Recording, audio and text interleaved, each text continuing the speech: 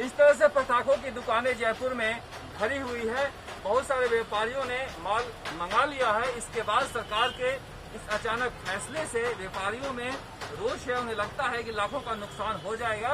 दूसरी तरफ सरकार का कहना है या तो लोग दिवाली मना लें या अपनी जान बचा लें। लोगों के हित में हमने फैसला लिया है। लेकिन इससे सबसे ज्यादा नाराज बीजेपी और हिंदूवादी ताकतें हैं, जो कह रही हैं कि कांग्रेस सरकार लगातार हिंदुओं के पर्व जो है उन पर ही पाबंदी लगाती है। राजस्थान में दिवाली से ठीक पहले पटाखों की बिक्री और पटाखे छोड़ने पर लगी पाबंदी अब सियासी रंग लेता जा रहा है।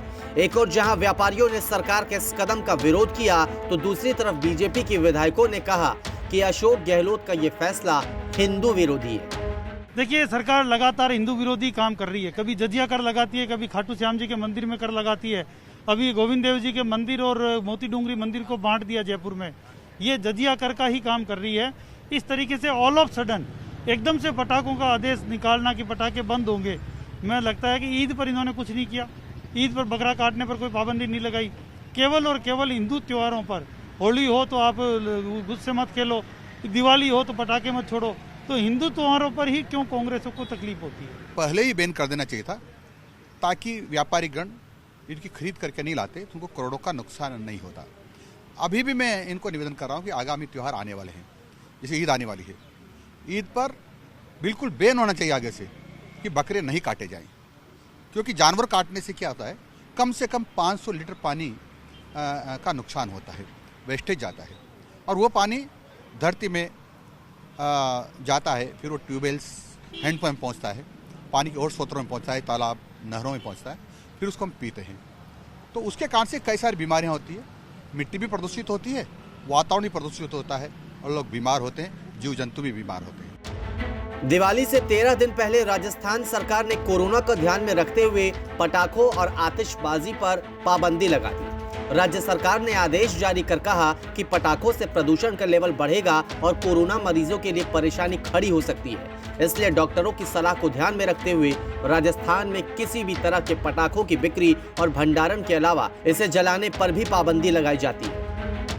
आप जानते हैं कि कितने पटाखों से पोल्यूशन बढ़ता है, और ये बीमारी लंग्स से रिलेटेड बीमारी है। अब ये महामारी के दौर में अगर एक बार पटाखे नहीं भी जलाएंगे, जिंदगी बचाना जरूरी है या पटाखे चलाना जरूरी है, ये तय करना पड़ेगा।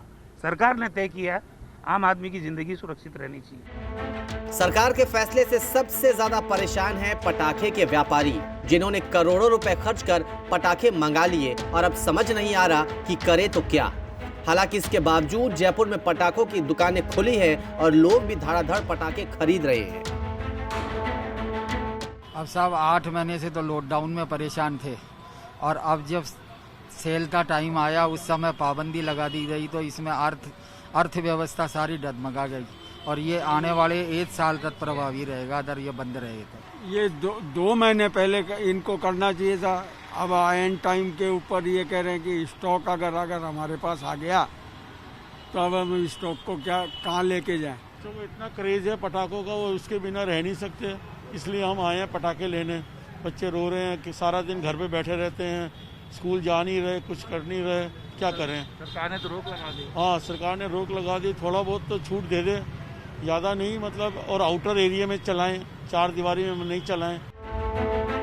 दबी जुबान से ही सही, दुकानदारों का कहना है कि सरकार ने चालाकी की है। जैसे ही नगर निगम चुनाव खत्म हुए, सरकार ने अगले ही पल पटाखों पर पाबंदी लगा दी। हो सकता है कि सरकार ने पहले इस डर से घोषणा नहीं की थी कि व्यापारी नाराज हो जाएंगे और नगर निगम में कांग्रेस को नुकसान उठाना पड़ेगा। फिलहाल तो निगम के नतीजे आ गए हैं, जिसमें कांग्रेस और सीएम गहलोत के लिए राहत भरी खबर है, लेकिन सरकार के इस फैसले से व्यापारियों के साथ ही आम जन भी जरूर परेशान है। ब्यूरो रिपोर्ट, राजस्थान तक।